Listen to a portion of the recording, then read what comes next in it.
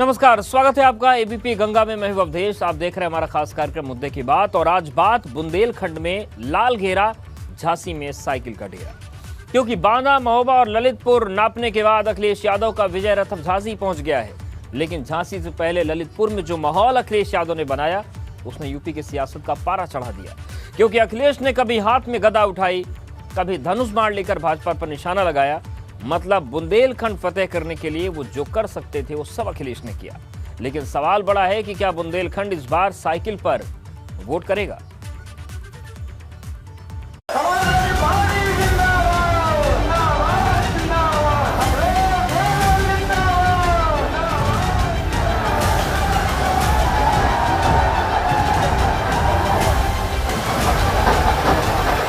Line में लग करके एक एक वोट इनके खिलाफ डाल देना, इनकी लाइन का पता नहीं लगेगा कहां चले गए ये लोग। 22 की लड़ाई, बुंदेलखंड पर साइकिल की दूसरे राउंड की चढ़ाई।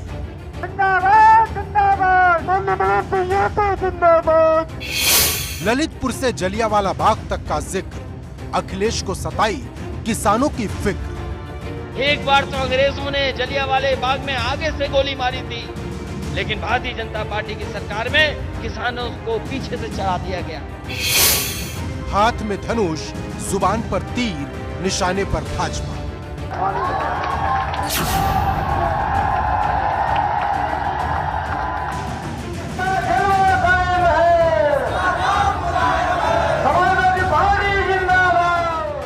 उत्तर प्रदेश का चुनाव जैसे जैसे नजदीक आ रहा है, सूबे का सियासी पारा चढ़ता जा रहा है। और अगर सबसे ज्यादा यूपी का सियासी पारा कहीं गर्म है तो वो है बुंदेलखंड, जहां की सियासी बंजर जमीन को अखिलेश अपने लिए उपजाऊ बनाने में जुटे हैं।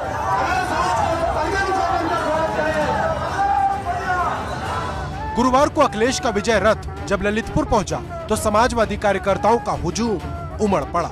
अखिलेश के निशाने पर हमेशा की तरह भाजपा ही थी, लेकिन इस बार तेवर थोड़े अलग थे। जात के नाम पे, धर्म के नाम पर इतना अन्याय कभी नहीं हुआ होगा जो इस सरकार में हो रहा है। आप देखोगे, जात को देख करके थाने में रिपोर्ट लिखी जा रही है। अगर आप आंख खोलोगे, ध्यान से अखबार पढ़ोगे, तो अब तो इन्होंने हवाई जहाज भी बेच दिए हैं। और हवाई जहाज जहां खड़े होते हैं वो हवाई अड्डे भी बिक गए हैं। और महंगाई इतनी बढ़ा दी है कि अब आपकी गाड़ी और मोटरसाइकिल नहीं चल सकती है। ये तो कहते थे कि आय दोगुनी हो जाएगी। किसान भाइयों, बताओ आपकी आय दोगुनी हुई कि नहीं हुई? जाने किन किसानों की बात कर रहे थे भारतीय जनता पार्टी के लोग। यहां तो नहीं हुई किसी किसान की आय दोगुनी। अन्ना पशु तो घूम ही रहे हैं। बुंदेलखंड किसानी के लिहाज से पिछड़ा इलाका है, जहां पानी की किल्लत और खाद की एक बड़ी समस्या है। और अखिलेश अब इसी नब्ज को पकड़ने की कोशिश कर रहे हैं। हम भरोसा दिला के जा रहे हैं कि आपको खाद के लिए लाइन में नहीं लगना पड़ेगा। चाहे हमें पहले से खाद खरीदनी पड़ जाए, सरकारी खजाने से पैसा निकाल करके खाद खरीद करके आपको लाइन में नहीं लगने देंगे। ऐसा इंतजाम समाजवादी लोग करके दिखाएंगे। हम लोग विकास में आगे बढ़ाने का काम करेंगे। अपने किसानों के लिए हमें कोई फैसला लेना पड़े, किसान को खुशहाल बनाने के लिए नई से नई योजना लानी पड़ेगी। हम किसानों को खुशहाल बनाने के लिए नई योजना लेकर के आएंगे। अखिलेश जहां बुंदेलखंड के सुनहरे भविष्य के सपने दिखा रहे हैं, वहीं लखीमपुर हिंसा के साथ जलियांवाला बाग का जिक्र कर किसानों को भाजपा सरकार का डर भी दिखा रहे हैं। यही भारतीय जनता पार्टी की सरकार के गृह राज्य मंत्री के साथियों ने, उनकी पार्टी के लोगों ने किसानों जो हक मांगने गए थे, उनके ऊपर जीप चढ़ा दी। कोई सोच सकता है कि आज के समय पर किसानों को जीपों से कुचल दिया जाए? एक बार तो अंग्रेजों ने जलियांवाले बाग में आगे से गोली मारी थी, लेकिन भारतीय जनता पार्टी की सरकार में किसानों को पीछे से चढ़ा दिया गया। इन सब के बीच एक बड़ा वादा 300 यूनिट फ्री बिजली का ओम प्रकाश राजभर ने कर दिया। राजभर ने कहा, जिस दिन अखिलेश यादव शपथ लेंगे उसी दिन 300 यूनिट फ्री बिजली का भी ऐलान हो जाएगा। यहाँ जितना लोग हुआ सुन ला कान खोल के भैया। ललितपुर बा 22 में सरकार बना ला 300 यूनिट बिजली फ्री उत्तर प्रदेश में। माननीय अखिलेश यादव जी जौरे दिन शपथ लेंगे उसके बाद ऐलान होगा 300 यूनिट बिजली फ्री। लेकिन मुद्दे की बात यह है कि फ्री बिजली को लेकर अखिलेश ने अभी तक एक भी शब्द नहीं कहा। वो सिर्फ कारखाने लगाने, बुंदेलखंड की खुशहाली लाने जैसे वादे करते रहे, लेकिन फ्री बिजली पर एक शब्द नहीं बोला। ऐसे में सवाल बड़ा है कि क्या जो वादे अखिलेश यादव और उनके सहयोगी कर रहे हैं क्या वो पूरे भी होंगे, या फिर ये वादे सिर्फ सत्ता के लिए एक हथियार है। Bureau report, ABP Ganga. 22 की लड़ाई की दूरबीन से चश्मे तक आई, क्योंकि जैसे जैसे चुनाव आगे बढ़ रहा है मुख्य मुद्दों से लड़ाई निजी होती जा रही है। आज ऐसा ही हुआ। सहारनपुर में जमीनी थाह लेने पहुंचे अमित शाह ने माफिया, दंगा, पलायन, गुंडा राज का नाम लेते हुए अखिलेश पर कई तीखे हमले किए, जिसके बाद पलटवार में एक चुभता हुआ ट्वीट अखिलेश ने भी कर दिया।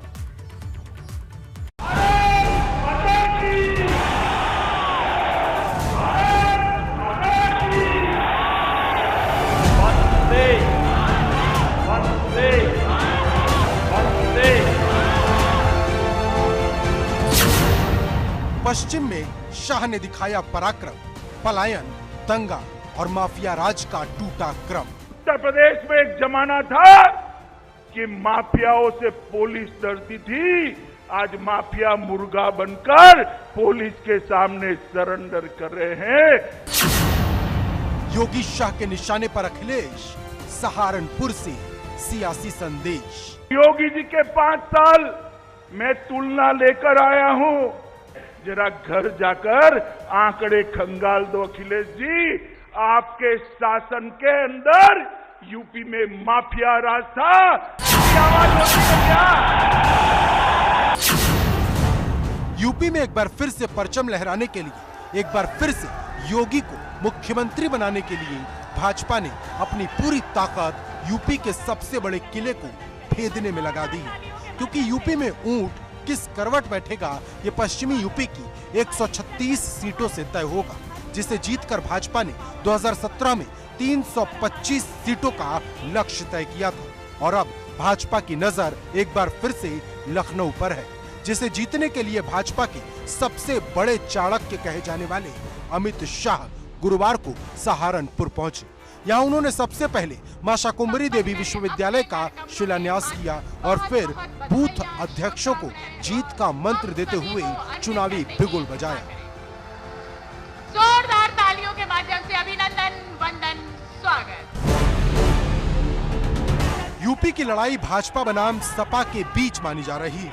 यह पानी की तरह एकदम साफ हो चुका है, क्योंकि सहारनपुर में अमित शाह ने भी अखिलेश यादव पर हमलों की छड़ी लगा दी। तो अखिलेश जी, आपके शासन के अंदर यूपी में माफिया राज था, आज यूपी में कानून का राज करने का काम भारतीय जनता पार्टी। मैं इतना ही कहना चाहता हूं कि यहाँ पर एक जमाना था, दंगे होते थे, युवा मारे जाते थे, दिनों तक कर्फ्यू रहता था और एक तरफा केस करने की प्रवृत्ति होती थी।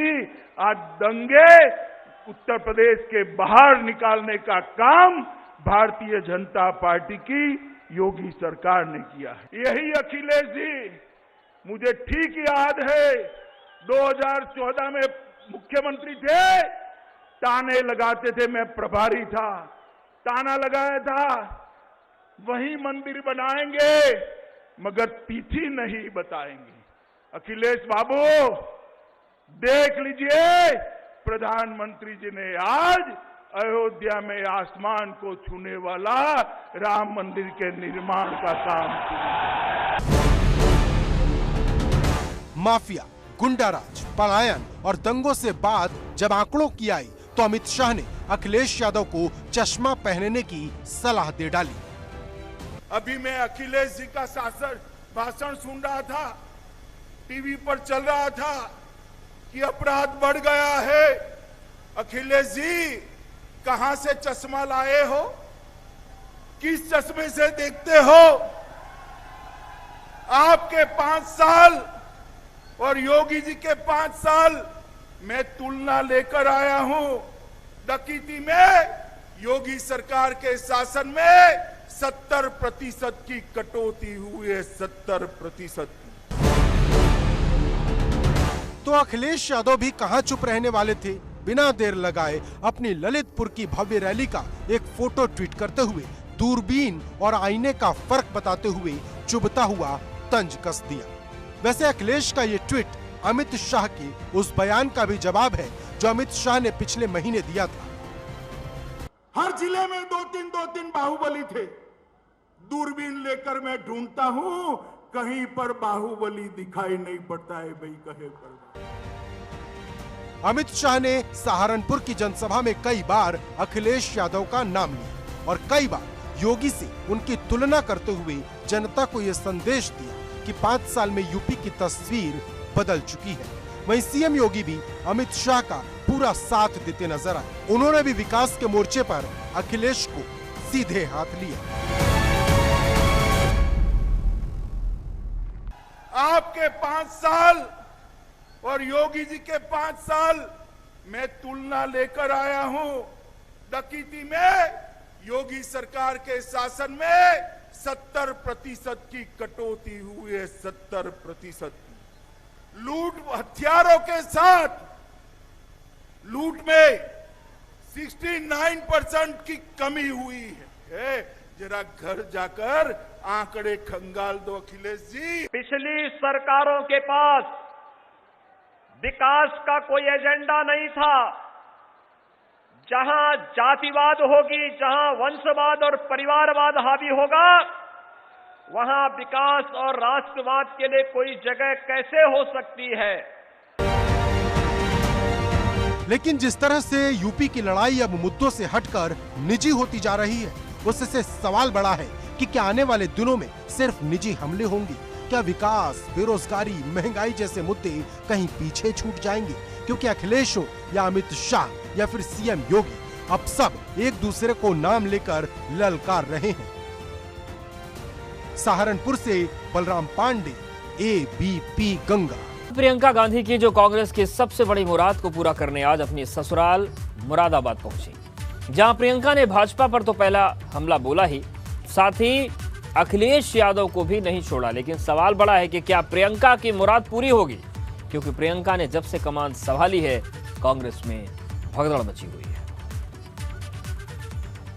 मुरादाबाद की ऐतिहासिक धरती पर हम आपका स्वागत करते हैं, अभिनंदन करते हैं, नमन करते हैं।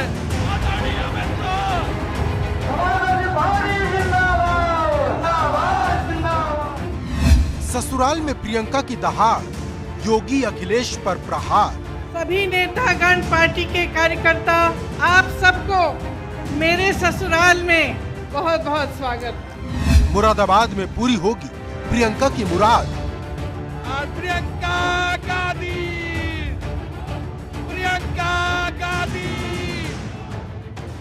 यूपी के विधानसभा चुनाव में मुश्किल से 2.5 महीने का भी वक्त नहीं बचा, लेकिन गुरुवार को यूपी की राजनीति का पारा हर पहर के साथ चढ़ता गया।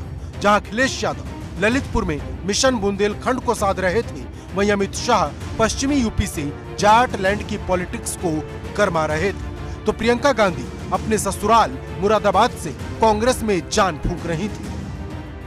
सभी नेतागण, पार्टी के कार्यकर्ता, आप सबको मेरे ससुराल में बहुत बहुत स्वागत। और ससुराल वालों, आपसे माफी चाहती हूँ, बहुत दिनों बाद आई हूँ। माफ हूँ कि नहीं? कांग्रेस के 32 साल के सूखे को खत्म करने की जिम्मेदारी प्रियंका गांधी के कंधों पर है, जिसके लिए प्रियंका का पूरा जोर उन इलाकों में है जहां कांग्रेस मजबूत है। बस थोड़ा जोर लगाने की जरूरत है और मुरादाबाद वही जगह है। हालांकि पिछली बार प्रियंका के बीमार होने से उनको ये रैली रद्द करनी पड़ी थी, लेकिन इस बार प्रियंका पूरी तैयारी के साथ मुरादाबाद पहुंची। आपने पीतल नगरी बनाई, उद्योग नगरी बनाई, अपने हाथों से, अपने खून, अपने पसीने से बनाई। ये सरकार सिर्फ अंधेर नगरी बनाती है और अंधेर नगरी का चौपट राजा है। व्यापार आज पूरे प्रदेश में चौपट है, युवाओं का भविष्य चौपट है, किसानों का रोज रोज अपमान किया, तरह तरह की चीजें कही, देशद्रोही आंदोलन जीवी भगवान जाने क्या क्या कहा। चुनाव आ रहा है ना, चुनाव आ रहा है ना, अब क्या कह रहे हैं? मुझे माफ करिए। क्यों माफ कर रहे हैं आप? क्यों माफ कर रहे हैं? हिसाब मांगिए। प्रियंका ने सिर्फ भाजपा पर हमला नहीं बोला, लखीमपुर, हाथरस, आगरा जैसी घटनाओं को लेकर अखिलेश यादव को भी निशाने पर लिया। आपने समाजवादी का नारा देखा है? नया नारा सुना है? आ रहे हैं अखिलेश। उम्भा में नरसंहार हुआ, 13 आदिवासियों की मौत हुई, उनको पीटा गया लाठियों से, उनको गोली मारी गई। क्या अखिलेश जी आए? चुनाव के समय उनकी पार्टी और वो अचानक जीवित क्यों हो रहे हैं? प्रियंका की कोशिश जहां कांग्रेस को मजबूत करने की है, वहीं एक कोशिश खुद को मुख्य विपक्षी दल दिखाने की भी, क्योंकि यूपी में अभी सीधी लड़ाई भाजपा बनाम सपा की नजर आ रही, जिसमें कांग्रेस बसपा से भी पीछे दिख रही। और ये बात प्रियंका को अच्छी तरह पता है। यही वजह है कि प्रियंका ने अपना गियर बदल दिया है और अपने निशाने पर अखिलेश को लेकर साफ कर दिया है कि उनकी लड़ाई जितनी भाजपा से है उतनी ही सपा से भी। लेकिन मुद्दे की बात यह है कि क्या प्रियंका कांग्रेस में जान फूंक पाएंगी, क्योंकि लगातार उनके नेता पार्टी छोड़ रहे हैं। मतलब कांग्रेस पार्टी एकजुटता की भयंकर कमी से जूझ रही है, जो प्रियंका के आने के बाद से भी दूर नहीं हो पाई, क्योंकि बड़े बड़े दिग्गज नेताओं ने प्रियंका के यूपी प्रभारी बनने के बाद ही कांग्रेस छोड़ दी। मतलब साफ है, प्रियंका के सामने चुनौती का अंबार खड़ा है। अब प्रियंका कितना लड़ती हैं, ये देखना होगा। मुरादाबाद से उबैदुर रहमान, ABP गंगा। काशी की विश्वनाथ क्रांति की, क्योंकि जिस काशी विश्वनाथ कॉरिडोर का इंतजार लंबे समय से हो रहा था, वो अब पूरा होने वाला है।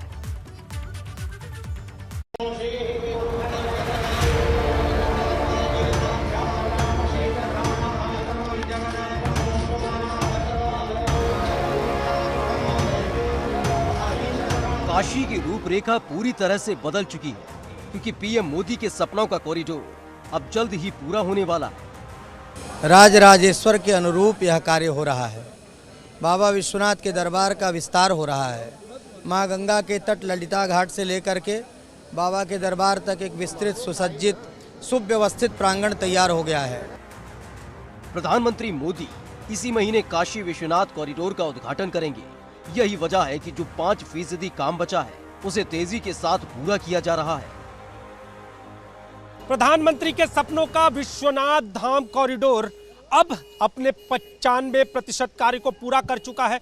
95% कार्य यहाँ का पूरा हो चुका है। लगभग 50,000 स्क्वायर मीटर का ये क्षेत्र अब अपने काम को पूरा करते हुए लगातार आगे बढ़ रहा है।